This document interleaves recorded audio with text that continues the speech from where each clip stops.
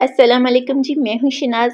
आज की वीडियो बड़ी खूबसूरत है जी। इस वीडियो में हम इन खूबसूरत ड्रेसेस के बारे में बात करेंगे जो कि बड़े ही कमाल के लग रहे हैं जनाब। पूरी डिटेल बताऊंगी इस वीडियो में और बताऊंगी किस ब्रांड के हैं और कितना इन पे ऑफ है, क्या क्या खूबियाँ हैं। ये सब जानने के लिए मेरी वीडियो को पूरा देखा करें जनाब। और आपका बहुत शुक्रिया मुझे प्यार देने का और मेरी वीडियो को पसंद करने का बहुत शुक्रिया, थैंक यू जी।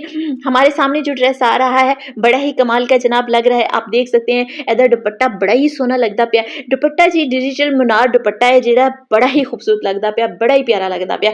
और बाजुआं ਦਾ ਜਿਹੜਾ ਪੈਚ ਹੈ ਉਹ ਤੇ ਬੜਾ ਹੀ ਸੋਹਣਾ ਲੱਗਦਾ। ਤੁਸੀਂ ਟਰਾਈ ਜ਼ਰੂਰ ਕਰਨਾ ਹੈ, ਬੜਾ ਹੀ ਕਮਾਲ ਦਾ ਡਰੈਸ ਹੈ ਜਨਾਬ।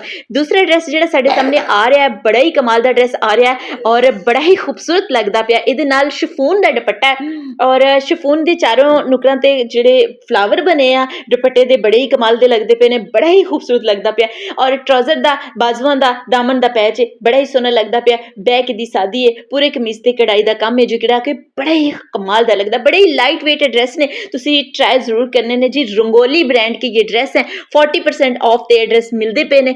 बड़े ही खूबसूरत ड्रेस हैं, बड़े ही लाइट वेट ड्रेस हैं, बड़े ही कमाल के ड्रेस हैं जी। पूरी डिटेल मैं बता देती हूँ, बाकी जो रह जाती है वो मैं वीडियो के थले लिख देनी हाँ, उतो तुसी ट्राई कर सकते हो। लिंक हुंदा है ते जिहड़ा उतो तुसी आर्डर भी कर सकते हो जनाब।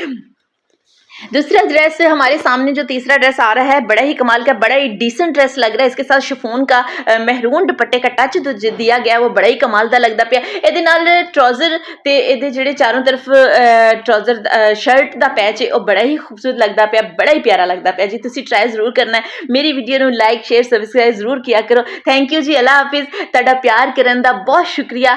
ਤੇ ਜਨਾਬ ਆਖਰ ਤੇ ਛੋਟਾ ਜਿਹਾ ਮੈਸੇਜ ਹੈ, ਦੂਸਰਿਆਂ ਦਾ ਖਿਆਲ ਰੱਖਿਆ ਕਰੋ, ਆਪਣੇ ਦਿਲ ਨੂੰ साफ रखो ताकि दूसरों के भी दिल साढ़े वास्ते साफ रहन। थैंक यू, अल्लाह हाफिज़।